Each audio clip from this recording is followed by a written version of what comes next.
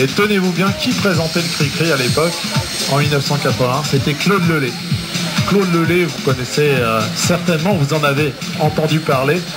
C'est tout simplement, c'était parce que ce n'est plus lui le chef pilote d'essai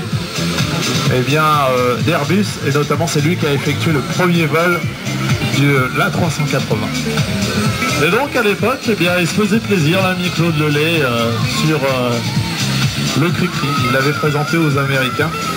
Un Claude Lelay qui avait fait son brevet de planeur à bois à l'époque, qui avait eu son brevet avion sur un Brochet MD-83, un avion français à l'aile haute, et qui avait créé, on parlait des Cap 10 tout à l'heure, la patrouille de voltige sur Cap 10, les portes, la patrouille de France pour les Athos, avec Denis Legrand, et ils avaient tous les deux une patrouille avec 2 Cap 10 à l'époque. Notre Cri-Cri qui a fait son petit tonneau là, vous voyez que le Mi2 est en train de décoller, ça souffle énormément. Il y a un de nos petits camarades de la Ferté-Alais qui tient l'aile du T6 à côté parce que ça souffle énormément. Le RSA, qu'est-ce que ça veut dire? Le réseau du sport de l'air.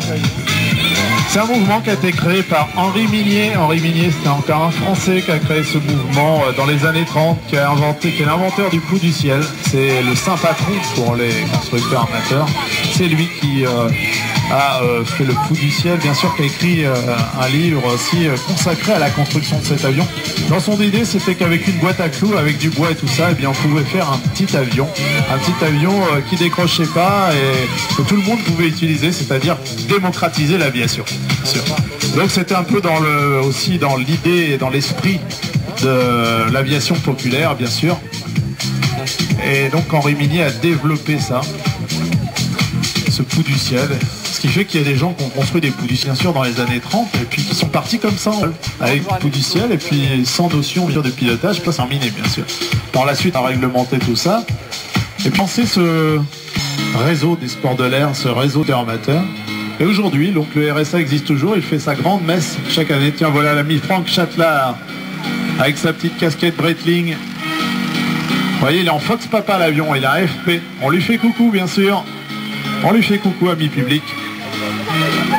Je vous rappelle qu'il est copilote sur Boeing 777 chez Air France. Il est basé, bien sûr, à Charles de Gaulle. Et donc le week-end, il vous fait coucou le week-end. Il vient pour son plus grand plaisir faire des présentations au vol.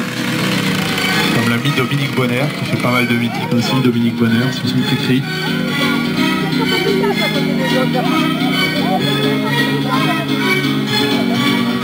Donc le RSA existe toujours. La grande messe, chaque année. Cette année, c'était à Vichy au mois de juillet. Et donc il y a des associations de constructeurs amateurs un peu partout sur les terrains de France. Et c'est des gens qui construisent tout simplement leur avion tout seuls. Ils achètent les plans, ils achètent le matériel pour. Et puis ils passent des fois plusieurs années parce que ça demande beaucoup de travail. En fonction du temps qu'ils veulent y passer, bien sûr. Et puis ils construisent leur avion, puis un jour, ils effectuent le premier vol. Et puis ils se font énormément plaisir. Donc n'hésitez pas à taper bien sûr un moteur de recherche RSA, réseau du sport de l'air, pour bien sûr savoir comment on construit les avions et aller à la rencontre des constructeurs amateurs, bien sûr. Voilà, je vous parlais tout à l'heure de l'anniversaire des 100 ans d'hélicoptères, c'est cette année.